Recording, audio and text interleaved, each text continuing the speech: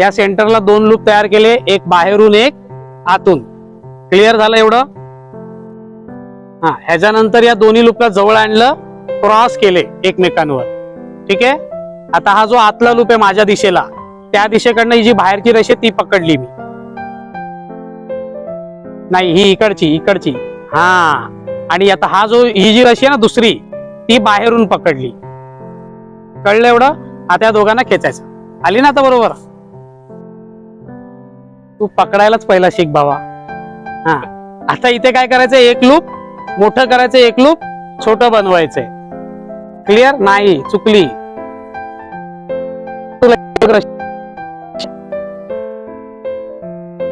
हा, ज्याची ही आली त्याला बरोबर झाली.